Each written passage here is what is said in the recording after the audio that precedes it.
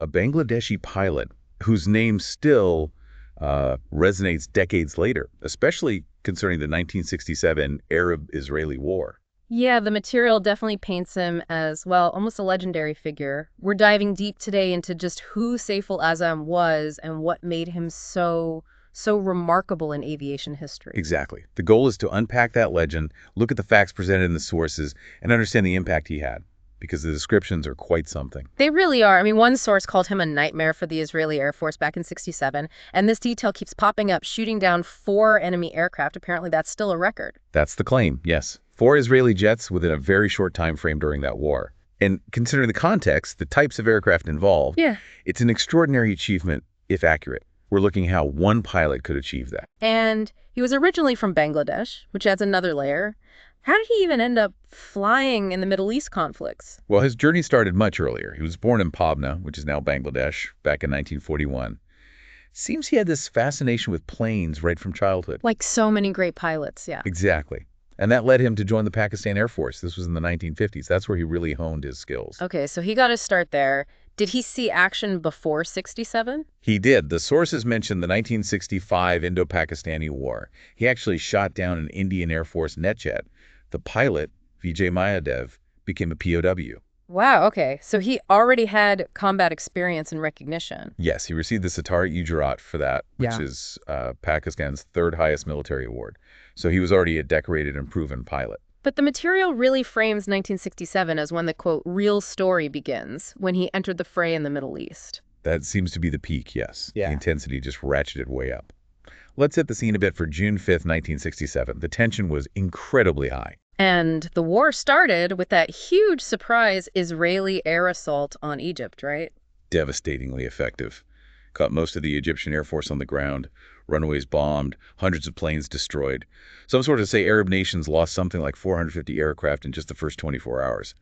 A crippling blow. Just wiped out their air power, basically. Very much. And amidst all this, you have Jordan. The material describes them as, well, weaker militarily. They had only about 24 British Hawker Hunter jets. Hawker Hunters, against what Israel was flying. Exactly. Israel had much more modern supersonic jets like the Mirage III and the Super Mystere.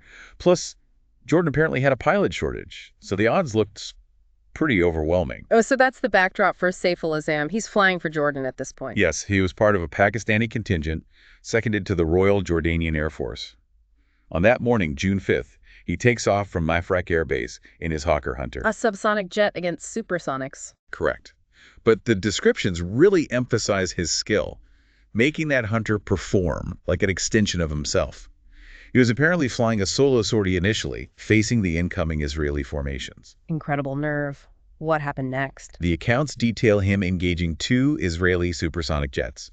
The first one, identified as a Super Mystere, he reportedly shot down with accurate cannon fire. Taking down a faster, more modern jet with cannons and a Hunter?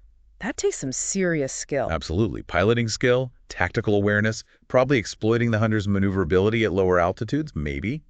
The sources say the second Israeli jet, also likely a Super Mystere or similar, started emitting smoke after being hit and tried to flee. Did it get away? Apparently not. Yeah. It crashed within Israeli territory. So that's 2 sophisticated aircraft downed in one engagement. Remarkable. And that wasn't all for that day. The accounts continue, stating that later the same day, he engaged and destroyed 2 more Israeli aircraft. That brings the total to 4. And that's the figure cited as an unbroken record. 4 in one day. You can see why they'd call him a nightmare. That must have sent shockwaves through the Israeli command. It certainly disrupted their plans for air superiority over Jordan, at least temporarily. The sources describe it as an earthquake for Israeli plans, him being a messenger of death in that Hunter. And Jordan recognized this immediately. Oh, yes. He was awarded the Huam Istiqlal, a high Jordanian honor. And there's that powerful quote attributed to Jordanians, "Without Saiful, Jordan would have been erased from the map." A huge statement about his impact on their sovereignty, their survival even. It really underscores how vital air control was, and how one exceptional pilot could, at least in perception, make such a massive difference. The psychological boost must have been immense, too. So what happens after this incredible day? Does he stay in Jordan? Things move fast. The very next day, June 6th, he was reassigned. Sent to Baghdad, Iraq. Shows how valuable his skills were considered across the Arab front. So now he's flying with the Iraqi Air Force. Yes. And the conflict followed him. On June 7th, Israeli aircraft attacked Baghdad and the Al-Walid airfield, a formation of 4 Vautour bombers and 2 Mystere fighter escorts. Led by a specific pilot. Yes, the sources named the leader as Captain Gideon Dror, flying one of the Mysteries. And Saiful was scrambled to intercept. He was, but it was a tough fight. The accounts mentioned Saiful's wingman was shot down, and 2 Iraqi aircraft on the ground were destroyed. Intense air battle. But Saiful pressed on. Absolutely. He engaged the formation and specifically targeted the leader, Gideon Dror.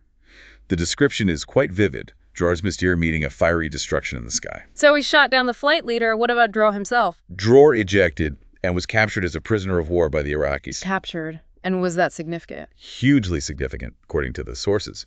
Israel apparently valued Dror so highly that they later agreed to exchange thousands of Jordanian and Iraqi prisoners just to get him back. Wow, thousands for one pilot. That really puts a spotlight on the impact of Saiful taking him down. It does. It shows the strategic value placed on experienced pilots.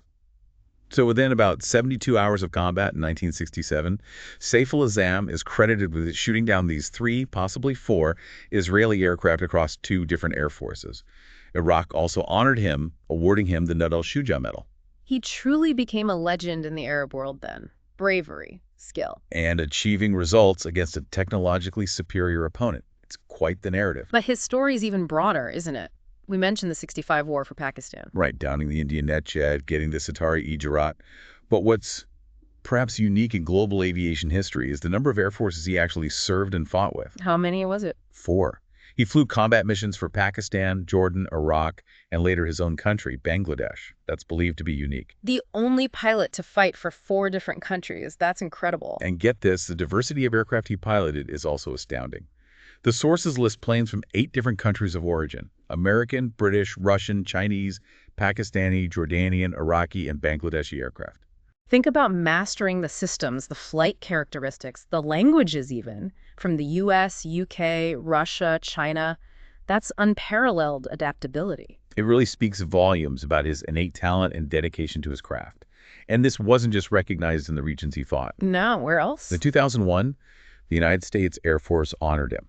They inducted him into their Living Eagles program. Living Eagles, what's that? It's a very exclusive honor, recognizing legendary fighter pilots. He was one of only 22 individuals worldwide to receive it at that time. So recognized by the USAF itself, that's a huge testament to his global standing as an aviator. Absolutely. It transcends the conflicts themselves and acknowledges pure skill and achievement in the air. He was feared by enemies, but clearly respected across the board in the aviation community. Now, being from Pabna, his connection to Bangladesh's liberation war in 1971 must be significant. Did he participate? He desperately wanted to, according to the sources. Yeah. He was still technically serving in the Pakistan Air Force when the war broke out, but his loyalties were obviously with his homeland. So what happened? Pakistani intelligence detained him. The material mentions a pretty harsh period, 21 days of interrogation, followed by house arrest. They clearly suspected where his allegiance lay. A difficult, dangerous position for him to be in, torn between his past service and his nation being born. A profound conflict, yes. But after Bangladesh achieved independence, he was released and able to return. And he got involved straight away. Yes, he played a really crucial role in establishing the new Bangladesh Air Force. He brought all that incredible experience.